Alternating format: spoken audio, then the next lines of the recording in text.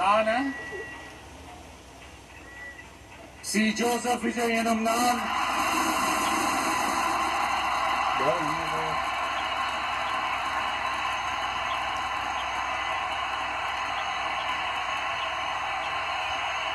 சட்டப்படி அமைக்கப்பெற்ற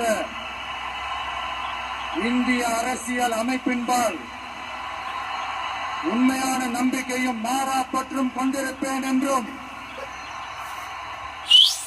இந்திய நாட்டின் ஒப்பில்லாத